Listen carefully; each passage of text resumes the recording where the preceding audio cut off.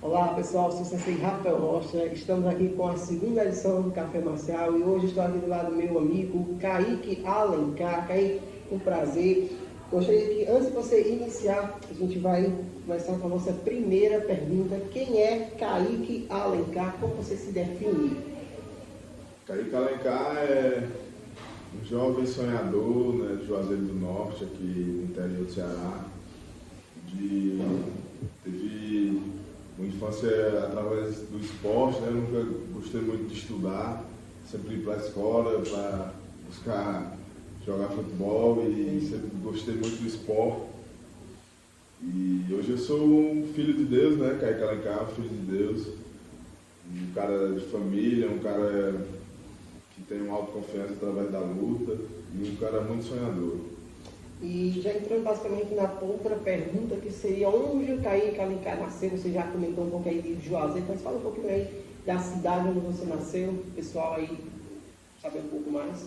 Eu nasci aqui no Juazeiro do Norte, Ceará, nascido e criado aqui, né, no nosso sertão, juazeirense. É isso aí, Juazeirense. E sobre questão de onde você treinou, onde você começou os seus treinos e até onde você já foi treinando, né? Para quem não sabe, a gente vai botar também alguns vídeos de Kaique no Cazaquistão, China, né? Basicamente aí muitas cidades, países aí que você já frequentou. Quais foram algumas das academias aí de nome que você já treinou ali? Como você falou, né, eu comecei treinando aqui no Juazeiro, com o Cleverson, Luiz Barbosa, a galera aqui do MMA. E aí logo eu migrei para Curitiba, fui morar em Curitiba, deixei faculdade, trabalho, várias coisas aqui no Juazeiro, no Ceará, e fui em busca do meu sonho em Curitiba. E por lá eu morei 7 anos, né? Tive oportunidade de treinar com grandes nomes como o Vanderlei Silva, Leandro Machida, na academia do André Dida, o Bruno Blindado que me levou. E aí eu lutei em outros países, né, como você falou, na China, no Cazaquistão, morei uma temporada também no Cazaquistão, treinei em várias equipes, né, lá do Cazaquistão, treinei em outros lugares também. Eu tive uma oportunidade de treinar na China quando fui lutar lá, já fui treinar na Pitbull Brothers também. E já visitei muitas academias, já treinei em outras academias em São Paulo, então tem muitos lugares que eu treinei e absorvi assim, um conhecimento diferenciado. Né? Basicamente um histórico marcial muito rico, a gente vai já saber mais um pouquinho sobre isso.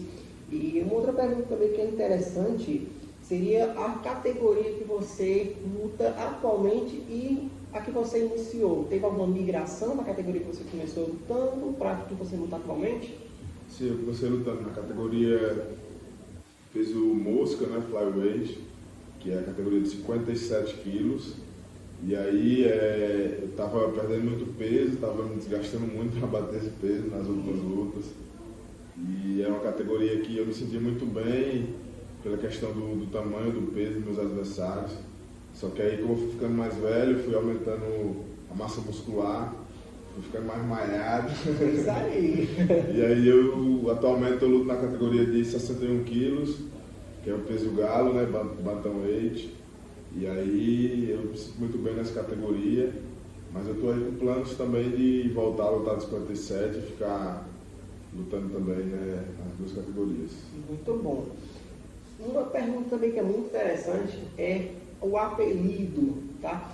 Sobre essa questão de apelido, ou vamos dizer assim, um nome de guerra, vamos dizer assim, que você utiliza nas suas lutas.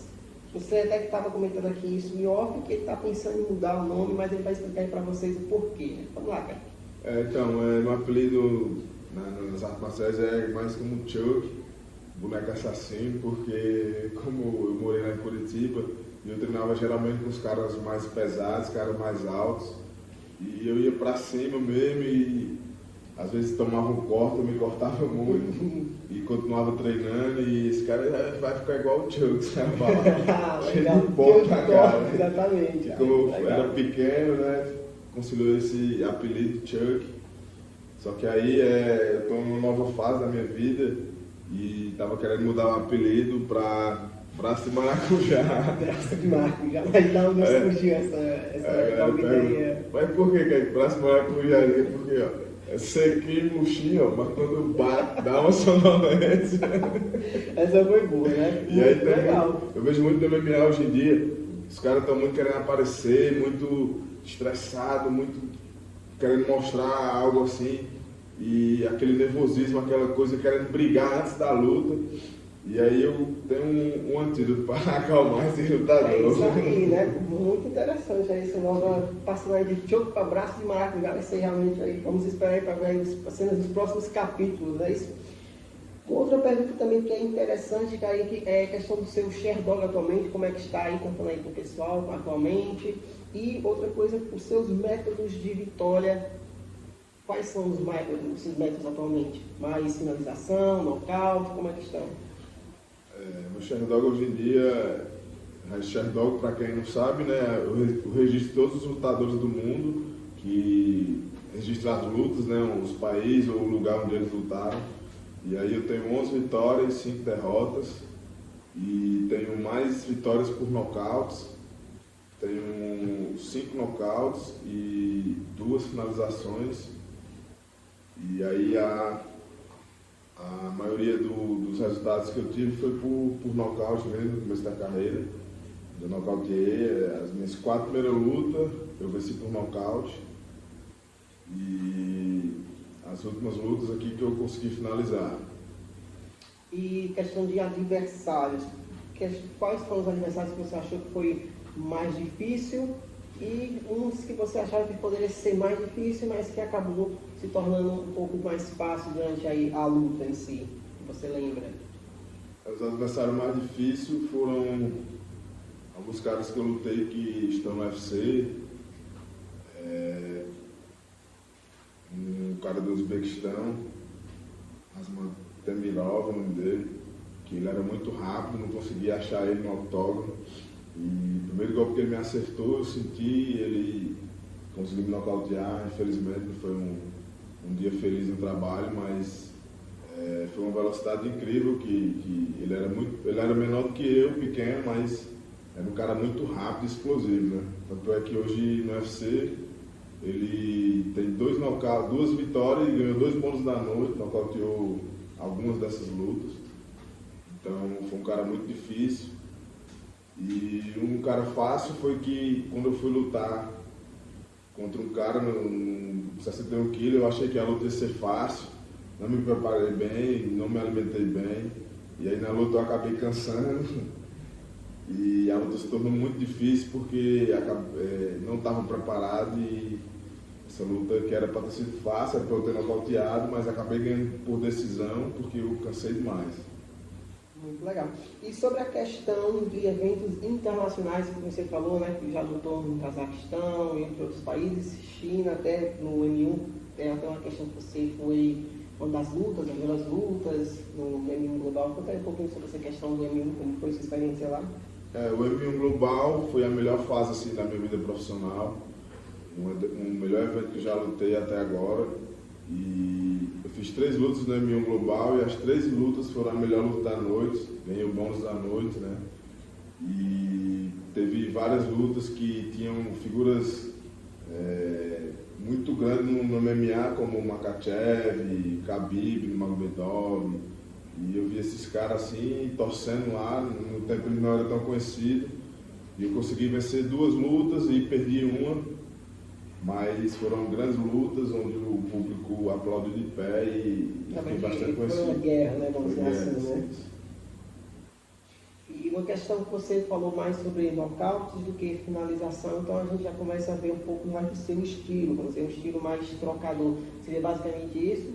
E o que esperar das próximas lutas suas? Você espera vir mais dessa forma, mais trocador, mais wrestling? Como é que você está planejando? No início da minha carreira eu era mais trocador, eu comecei no Muay Thai, então eu buscava o nocaute a todo tempo. Só que aí com o tempo eu fui treinando bastante jiu-jitsu, morei um tempo no Cazaquistão, então treinei o wrestling, né? E fui me especializando na luta agarrada, consegui obter algumas finalizações, né? E hoje eu me vejo como um cara completo, né? Onde a luta se desenrolar, eu me sinto um cara completo, tanto na trocação como na parte do grappling, eu me sinto preparado em todas as áreas. Eu sei como os grandes caras treinam, né? Eu já treinei por muitas academias, eu sei o que fazer para estar pronto com a luta. Então, sinto para o cara completo. É isso aí. E deixar aí para o público uma questão sua sobre suas perspectivas aí futuras, continuar no MMA, você está tentando fazer algumas lutas de Thai, de kickbox, você tem algumas ideias assim ou vai focar 100% no MMA? Meu foco 100% é MMA, né?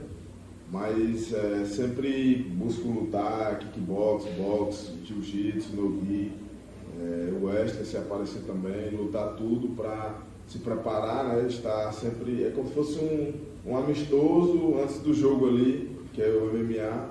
Então eu sempre busco fazer lutas fora do kickbox, de boxe, onde aparecer, para evoluir. Aquecimento, né? Vamos dizer, um aquecimento para a luta. Isso. Né? Para ver como é que eu estou reagindo, para ver como é que eu estou na luta em pé, para ver como eu estou na luta agarrada, para poder se preparar bem para o MMA.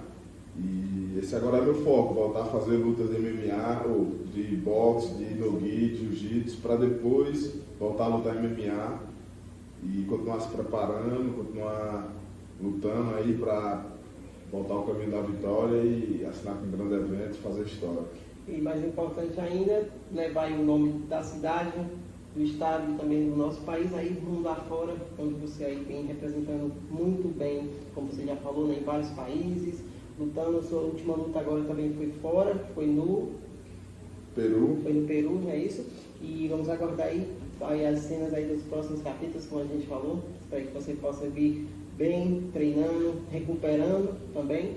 E o que é que você tem aí a dizer para o nosso público e as pessoas aí que estão prestando aí atenção um pouco no nosso café marcial de hoje, algum recado? E vamos deixar também, outra coisa, vamos deixar também aqui embaixo alguns vídeos, né, de nocautes, lutas internacionais, fica aí para quem não conhece poder conhecer e começar aí a seguir também, deixar aí o arroba, tudo certinho. Pode falar aí para o nosso público. Para mim é sempre uma honra, né, representar o meu povo, a minha cultura, em outros países, em outros lugares, e mostrar que aqui de onde eu venho, tem pessoas trabalhadoras, tem pessoas que não desistem, que sempre dão o seu melhor, independente de qualquer coisa. E a mensagem que eu tenho que deixar para você que está assistindo é que nunca desista de seus sonhos. Um dia eu era um menino que só via as pessoas lutarem e na televisão e imaginava se um dia eu ia conseguir, né, chegar um dia a lutar. E hoje em dia eu vejo que eu consegui bem muito mais do que isso. Já lutei em vários países, já conheci outras culturas, outras religiões, de vários lugares. E Deus nos surpreende, né, como Ele vem me surpreendendo. E várias vezes eu estava em um lugar que eu nunca imaginei, em outro país, coisa que se eu estivesse trabalhando em uma empresa de carteira assinada eu nunca ia viver, eu nunca ia conseguir receber aquele dinheiro. E lutando em outros países, lutando, fazendo o que eu amo, eu consegui ganhar um bom dinheiro, consegui fazer o que eu amo. Então, dizer para você, nunca desista, persista nos seus sonhos, que você consegue. Pois é, pessoal, esse foi o Kaique, um prazer, muito bom. E aí vamos seguir aí para o próximo Café Marcial. Os